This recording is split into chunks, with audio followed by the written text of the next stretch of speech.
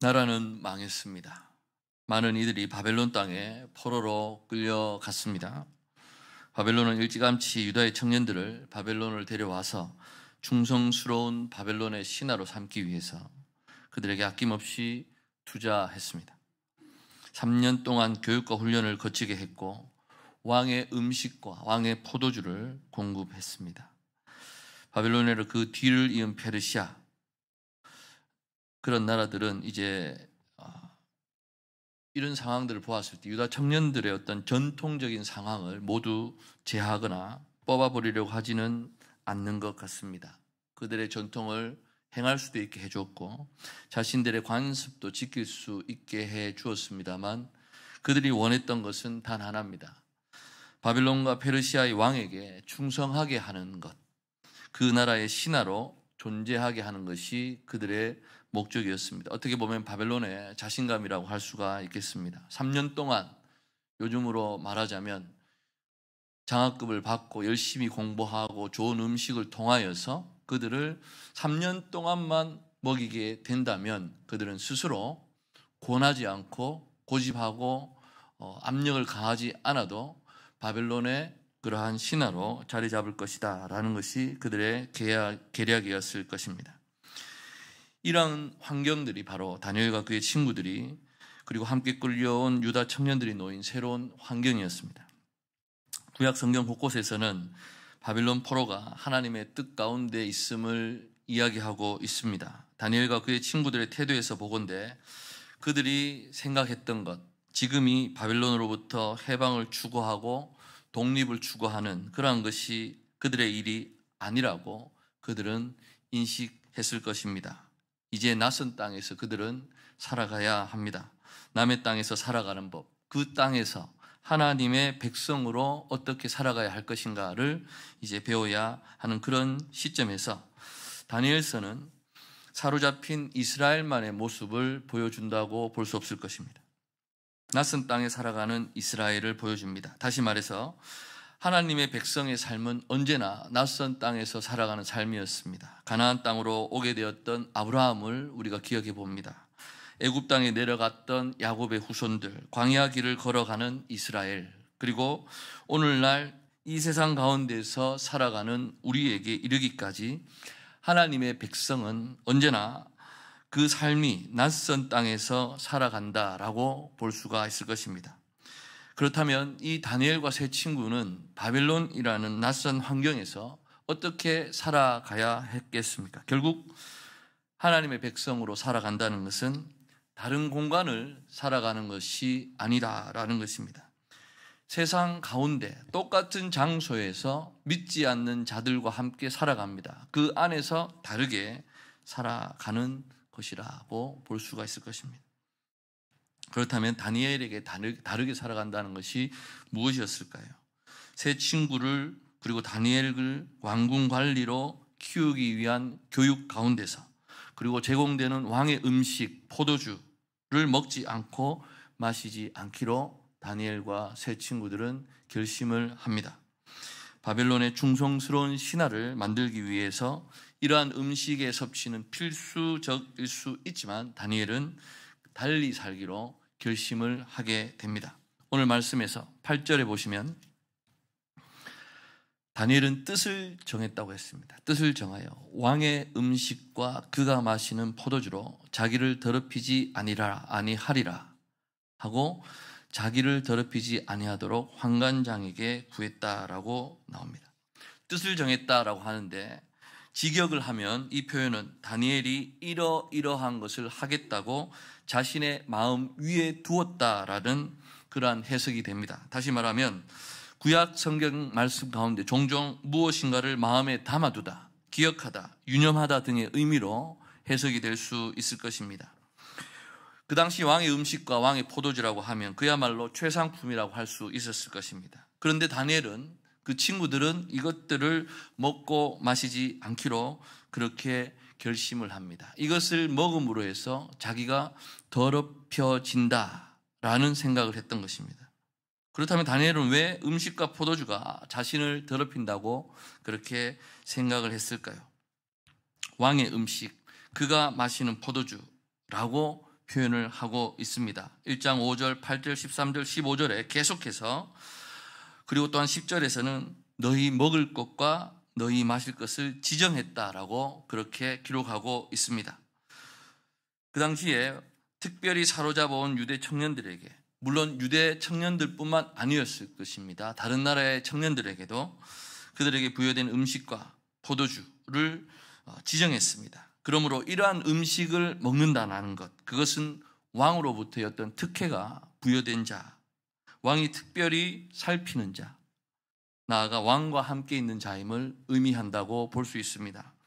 이와 비슷한 표현으로 왕의 상에서 먹는다라는 그러한 표현을 우리는 찾아볼 수 있습니다. 다윗의 평생 친구였던 요나단의 아들 무비보셋은 나중에 다윗의 상에서 먹는 이가 되었다라고 사무엘하 9장 10절에 기록합니다.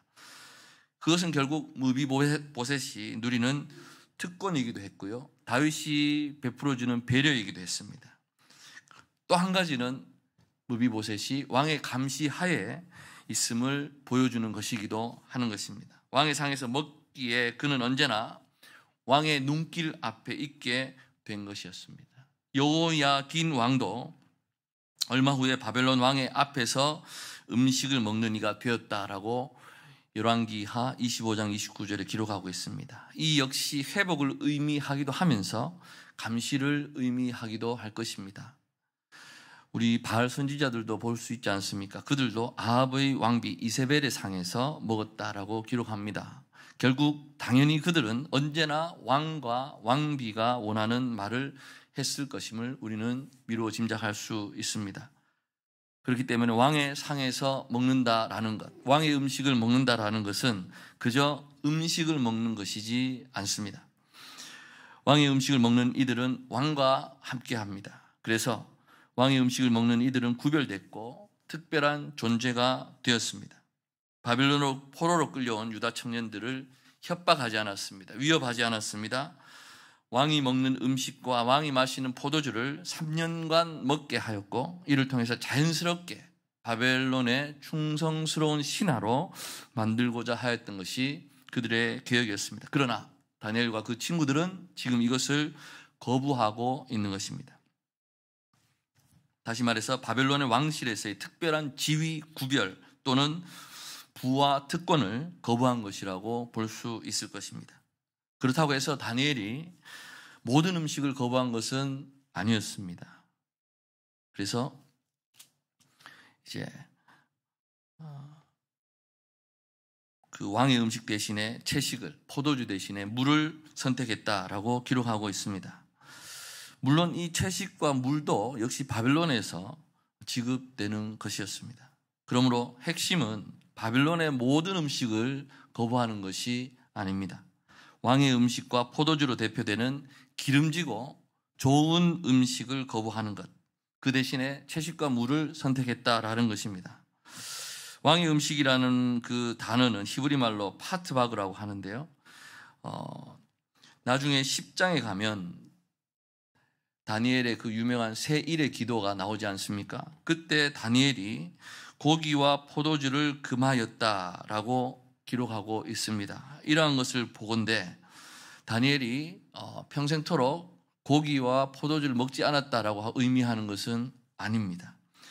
3년 동안 왕궁에 거처하는 동안 왕이 주는 음식과 포도주는 거부했지만은 일상의 삶 속에서 그는 고기와 포도주는 먹고 마셨음을 우리는 짐작할 수가 있습니다. 그런 점에서 다니엘이 고기와 포도주 자체를 문제 삼은 것이 아니라 그것이 바로 왕의 음식이었고 왕의 마시는 포도주, 다시 말해서 왕의 진미를 먹음으로 해서 왕의 편이 되는 것을 다니엘은 거부했다라는 것입니다. 11장에 가면은 왕의 진미를 먹은 이들이 왕을 파멸시킨다는 그러한 구절이 있습니다. 완전히 자기 편일 줄 알았는데 배신했다는 의미로 우리가 이해할 수 있습니다. 그 점에서 왕의 음식을 먹는다는 것은 철저하게 왕의 편이 되고 그의 사람이 되고 그가 주는 혜택과 부귀영화를 누린다는 것을 의미하는 것입니다. 이로 보건대 이들을 거부한 것은 왕실의 어떤 풍성함, 사치스러운 풍요로움에 취하지 않겠다라는 믿음의 선언인 것임을 우리는 볼 수 있습니다. 바벨론이 유대 포로들에게만 이런 것을 제공하지는 않았을 것입니다. 바벨론으로 상징되는 대제국들, 그러한 능력과 풍요를 지니고 있습니다. 바벨론만 그렇지 않죠. 역사를 거슬러 올라가서 지켜보건대 수많은 위대한 왕국들은 자신들의 사람으로 만들기 위해서 최대한의 혜택을 베풀어 주었던 것을 볼 수 있습니다. 그래서 사람들은 그러한 혜택, 또 바벨론과 같은 제국을 부러워하기도 했습니다. 그러나 다니엘은 그 풍성함에 거할 줄도 알기를 선택하는 것이 아니라 그렇게 살기를 거부했는 것을 우리는 볼 수 있습니다. 바벨론에 끌려와서 살게 된 것, 그리고 바벨론 관리로 양성되는 것은 피할 수 없는 현실이었습니다. 그러나 바벨론의 그 풍요로움, 기름짐, 그러한 삶에는 젖어들지 않기로 거부하고 있는 것입니다. 이것을 그저 단순하게 청렴한 그러한 삶을 살겠다고 결정한 것이다 라고 보기보다는 이방 땅에 살고 있지만 음식과 포도주로 대표되는 바벨론식의 삶의 방식을 거부한 것이라고 보아야 할 것입니다. 8절은 다니엘이 이렇게 하기로 뜻을 정했다고 소개하면서 순전히 이것은 다니엘의 개인적인 결심이라고 우리는 볼 수 있습니다. 하늘만 바라보면서 이 땅의 음식과 포도주는 아무것도 아닌 것으로 여겨서 하찮은 것으로 여기는 그러한 것이 아니라 다니엘은 분명하게 먹지 않기로 결심을 한 것입니다. 이것은 단지 음식에 대한 절제나 삼가하는 그러한 것이 아닙니다. 예를 들자면 예수 믿는 사람은 술 마시면 안 된다라는 것을 의미하는 그런 것이 아닙니다. 그들은 이 땅의 풍요와 기름짐에 젖어드는 것이 아니라 스스로 분별하면서 궁리하면서 왕의 음식을 거부하기로 마음먹은 것입니다. 우리네 교회가 술 안 마시는 곳이 아니다, 이것이 아니고 우리네 교회는 세상이 우리를 잡아당기고 유혹하는 그러한 풍요로움과 그러한 기름짐에 젖어드는 것을 거부하는 것이 바로 우리의 교회임을 볼 수 있는 것입니다. 그래서 또 한 가지 살펴본 것은 이러한 일을 모든 소년이 그렇게 하지 않았습니다. 다니엘과 세 친구만 그렇게 한 것으로 성경을 통해서 우리는 볼 수 있습니다. 나라가 망하고 바벨론에 끌려와서 살고 있습니다. 그러나 여전히 이 다니엘과 세 친구의 믿음의 원칙은 하나님만을 섬기면서 나아가겠다라는 것입니다. 그래서 끝이 아니다라는 생각 속에서 어떤 현실, 어떤 상황에서는 간에 하나님의 사람들에게는 끝이 없음을 우리에게 가르쳐주고 있습니다. 물론 우리의 죄로 인해서 하나님의 심판 가운데 살아갈 수도 있습니다. 그러나 그러한다 하더라도 우리는 하나님의 사람답게 살아가야 할 것입니다. 겨우 내 사람이라고 해서 우리가 무시할 수 없는 것입니다. 하나님 나라는 사람의 숫자에 많고 적음에 있지 않음을 다시 한번 우리는 볼 수가 있습니다. 이러한 그 다니엘의 결심 후에 이제 열흘 동안의 시험이 있습니다. 그 전에 9절 보시면 하나님이 다니엘로 하여금 환관장에게 은혜와 긍휼을 얻게 하신지라 라고 했습니다.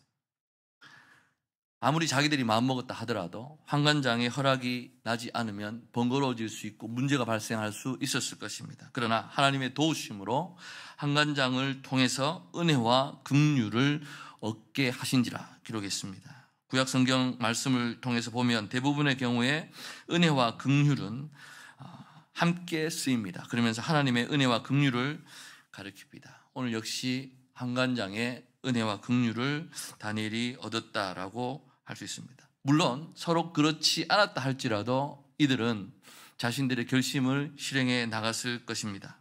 환관장의 어떤 친분, 그런 관계가 그 결정을 가로막지는 못했을 것입니다. 뒤에 가서 다니엘이 임금과 친하지 않습니까? 그런데도 다니엘은 자신의 결정을 번복하지 않고 그대로 밀고 나갔던 것을 우리는 볼 수 있습니다. 그래서 어떤 왕 앞에서 자신에게 불이익이 돌아올까 두려워하는 바벨론 관리를 우리는 봅니다. 그러나 그러한 관리와 달리 하나님 앞에 서 있는 다니엘과 세 친구를 볼 수 있습니다.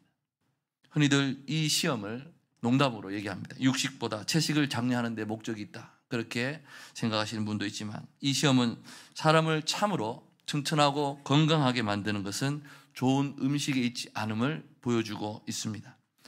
사람은 떡으로만 사는 것이 아니라 하나님의 입에서 나오는 말씀으로 산다고 우리 복음서에 기록되어 있는 것처럼 바벨론의 풍요에 젖지 않겠다고 결심한 이 다니엘과 세 친구가 오히려 건강하다는 것, 그것은 무엇입니까? 하나님 앞에서 올바른 삶을 살겠다고 결심하는 것을 하나님께서는 기뻐하신다라는 것을 보여줍니다. 아울러 이러한 결심에 다니엘 혼자만이 아니라 세 친구도 함께 참여했다는 점도 주목할 만합니다. 특별하고 또 능력이 있는 뛰어난 한 사람에 의해서 역사가 이루어져 간다기보다는 함께 뜻을 모으고 마음을 모은 이들에 의해서 하나님께서 기뻐하시는 일들은 진행되어 나간다는 것을 보여주고 있습니다. 누군가가 멋진 결심을 하고 중요한 결심을 했을 때 우리는 혼자 하도록 내버려 두는 것이 아니라 우리 교회 공동체 안에서 우리 모두가 함께 마음을 합하여 기도하며 나아가는 것, 그것이 바로 평범하지만 하나님의 뜻을 이루어 나가는 하나님의 역사라는 것을 오늘 본문 말씀을 통해서 볼 수가 있습니다. 이제 17절부터 다니엘과 그의 친구들이 받아야 했던 바빌론의 교육에 대한 것도 나오고 있습니다. 4절에 보시면 바빌론에 끌려온 유다 소년들을 가리켜서 모든 지혜와 지식 학문에 익숙하다라고 기록하고 있습니다. 쉽게 말하면 엘리트들을 포로로 끌고 왔다라고 합니다. 그래서 이들은 3년 동안 열심히 학문을 배우고 익혔을 것이며 17절은 이제 그들의 학문의 진보에 대해서 이야기합니다. 하나님이 이 네 소년에게 학문을 주시고 모든 서적을 깨닫게 하시고 지혜를 주셨으니 다니엘은 또 모든 환상과 꿈을 깨달아 알더라라는 것입니다. 학문으로 옮겨진 단어의 뜻은 지식입니다. 하나님이 솔로몬에게 주셨던 그 지식과 동일한 단어입니다. 하나님은 그들에게 모든 책에 대한 이해력도 주셨다라고 합니다. 이 역시 솔로몬에게 주어졌던 것입니다. 하나님께서는 이 친구들에게 사물과 세상에 대한 지식과 그리고 삶을 살아가는 지혜, 모르는 것을 배우고 익힐 수 있도록 책들을 이해하고 깨달을 수 있게 해주셨다라고 했습니다. 그래서 뒤에도 나오지만 다니엘은 모든 환상과 꿈을 깨달아 알 수 있었다라고 합니다. 그렇기 때문에 다니엘과 이 친구들이 배웠던, 그래서 그들에게 주어진 직책은 꿈과 환상을 풀이하는 일이었음을 알려줍니다. 단순한 행정 관료가 아니라 제국을 위해서 환상이나 징조를 분석하고 풀이하는 관리, 다시 말해서 박수와 술객으로 세워졌다라고 20절에 기록하고 있습니다. 왕이 그들에게 모든 일을 묻는 중에 그 지혜와 총명이 온 나라 박수와 술객보다 10배나 나은 줄을 아니라. 마태복음에도 보면은 동방박사들이 별을 보고 찾아오지 않습니까? 그렇기 때문에 나라의 엘리트들 가운데에는 그런 것을 통해서 이렇게 왕에게 대답해주는 그런 지혜자들이 있었던 것입니다. 오늘 살아가는 우리는 흔히 이러한 지혜와 지식, 총명이 주어진 사람들을 부러워합니다. 하나님께서 우리에게도 이렇게 부어주시기를 기도하게 됩니다. 그렇지만 이 구절은 그저 하늘만 바라보라고 이야기하지 않습니다. 모든 지혜의 그 총명의 근원이 하나님임을 이야기하고 있습니다. 그래서 이 말씀을 볼 때 우리는 우리가 하는 공부가 얼마나 중요한지를 깨닫게 됩니다. 모든 지혜, 지식의 근본은 하나님이십니다. 하나님이 부어주실 때에 온갖 문학, 수학, 철학, 과학, 신학을 공부하고 깨닫고 이해하게 됩니다. 아마 이 바벨론의 유다 소년들을 데려와서 음식과 바벨론의 교육으로 양성하려고 했던 그러한 것들, 그러한 이 다니엘과 세 친구가 바벨론의 지혜자로 육성된다는 점에서 그들이 배워야 했던 공부는 아마도 점성술 같은 공부였을 텐데, 그러나 중요한 것은 다니엘은 왕의 음식은 거부했었습니다. 그렇지만 바벨론의 교육 자체는 거부하지 않았다라는 것입니다. 올바른 결심에 입각한 공부는 그들을 더욱 잘하고 분별력이 있게 그렇게 했을 것입니다. 공부는 그런 것입니다. 공부를 생각을 깊게 하고 현실과 미래를 올바르게 판별할 줄 아는 그러한 능력을 줍니다. 그래서 다니엘은 하나님이 주신 지혜와 지식으로 행하는 그러한 사람이었습니다. 이방 땅에 끌려온 다니엘과 친구들 열심히 공부했습니다. 그래서 앞으로 보겠지만은 그들 중에서도 뛰어난 이가 되어서 그들을 대표하고 그들을 관리하는 자로 다니엘이 세워진 것을 볼 수 있습니다. 오늘 본문을 보면서 오늘 우리 교회 현실을 돌아보게 됩니다. 어느새인가 우리 안에는 공부를 경시하는 그러한 학문과 사색을 가벼이 여기는 태도가 우리 안에 들어와 있습니다. 세상의 초등학문이라는 말을 들어보셨죠? 그래서 문맥과는 전혀 무관하게도 끄집어내서 거침없이 세상의 모든 공부를 재단해버린 그러한 표현들입니다. 공부보다는 기도라는 식의 어떤 서로 반대될 수 없는 그러한 사항들을 나란히 놓은 채 무조건 순종할 것을 강요해왔던 경향도 없지 않아 있음을 우리는 살펴볼 수 있을 것입니다. 그런 점에서 오늘날 우리 교회의 위기는 학문의 위기일 것이고 그로 인한 신학 부재의 위기일 것이라고 진단하는 것도 이해할 만합니다.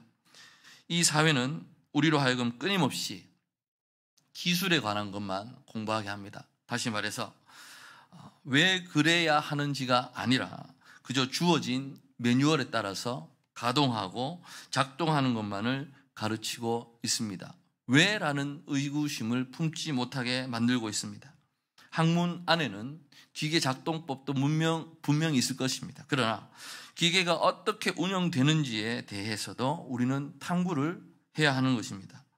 이방 땅을 살아가는 끌려온 청년들은 열심히 공부하고 있겠습니다. 그래서 그 가운데 하나님을 경외하며 살았던 다니엘과 이 세 친구들은 하나님이 부어주시는 깨닫는 은혜 속에서 살았고 그리고 그들의 공부와 학문을 통해 믿음을 지켜나갈 수 있었다라는 것입니다. 믿음만 있는 것이 아니라 그 믿음을 가지고 공부를 했고 공부하는 가운데 깨닫는 깨달음을 가지고 더욱더 그들의 믿음이 돈독해졌다는 것을 볼 수 있습니다. 결국 다니엘은 그리고 그 친구들은 바벨론의 풍요로운 문화를 상징하는 음식과 포도주는 거부했지만 학문에 대해서는 열심이었던 것을 볼 수가 있습니다. 오늘 설교의 제목이 밥상과 책상으로 되어 있는데 쉽게 말하면 밥상은 거부했습니다. 그러나 책상은 받았다라는 것을 우리가 볼 수 있습니다. 오늘 우리는 어떻습니까? 오히려 세상의 밥상은 간절히 추구하고 바라고 나가지 않습니까? 먹는 것이 가장 중요한 문제가 되어버린 세상에서 맛집을 찾아다닌다든지 사진을 찍어서 올린다든지 그런 것을 보면서 신앙인들 역시 먹는 것이 전부고 책상은 현실에 쓸모없다는 이유로 엎어버리고 있지는 않은지 우리 자신을 한번 돌아보아야 할 것입니다. 책상이 엎어지고 공부가 약해지면 이제 우리의 생각과 사상이 온통 세상에 지배되고 말 것이기 때문입니다. 아무런 생각이 없고 공부가 없기 때문에 그들이 이끄는 대로 그저 제시하는 밥상을 받아 먹으며 살아가는 우리가 될 수밖에 없다라는 것입니다. 그렇기 때문에 우리네 교회는 더욱더 공부하고 열심히 해서 문화와 관습은 세상을 그대로 따라가고 이런 우리의 모습이 되지는 않는지 한번 돌아보아야 할 것입니다. 시험이라는 소재가 다니엘서 1장에 있었습니다. 하나님의 사람들이 세상과 다투면서 시험 당하게 된다라는 그 소재입니다. 혼자가 아니라 함께 이 시험을 견디고 맞서 나가는 소재 역시 다니엘서 전체에 나타나고 있습니다. 환상과 꿈을 깨닫고 풀이하는 데 능한 다니엘에 대한 언급 역시 다니엘 전체를 이해하는 데 매우 중요한 정보를 전달하고 있다라고 볼 수 있습니다. 그런 점에서 다니엘서 1장은 다니엘서 전체 내용을 담아내고 있다고 볼 수가 있습니다. 오늘 본문의 메시지는 세 가지로 추릴 수 있습니다. 끌려온 땅에서도 믿음으로 살아가는 이들이 있다라는 것입니다. 다니엘과 세 친구에게 사로잡힌 삶은 인생의 끝이 아니었습니다.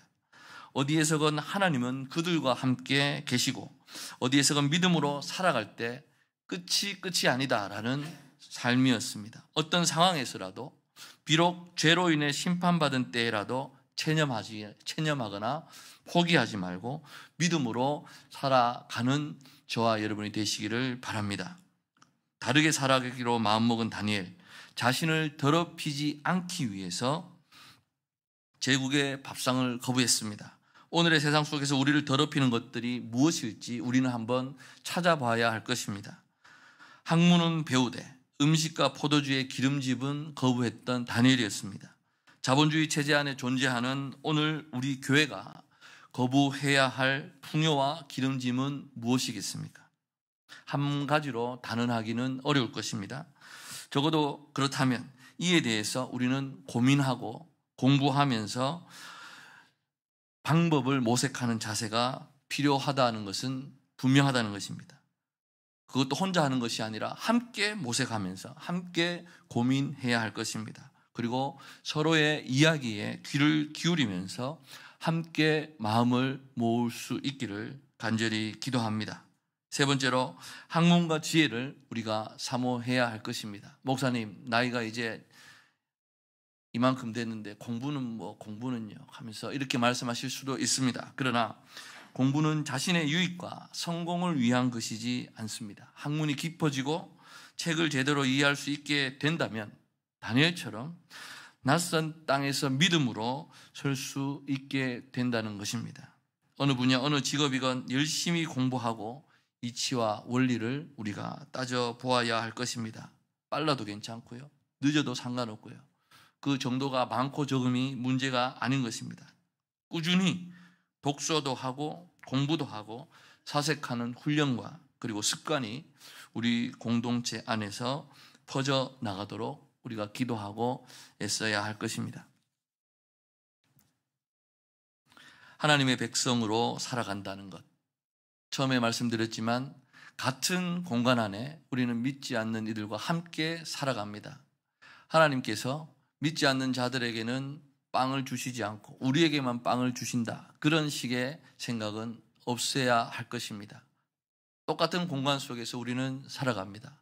그렇다면 그 안에서 하나님의 백성으로 살아간다는 것은 과연 어떠한 것일까? 오늘 본문 말씀을 통해서 살펴보면서 이와 같은 결심을 하실 수 있는 저와 여러분 되시기를 간절히 소망합니다. 기도하겠습니다. 여호와 하나님 아버지, 은혜를 감사합니다. 다니엘과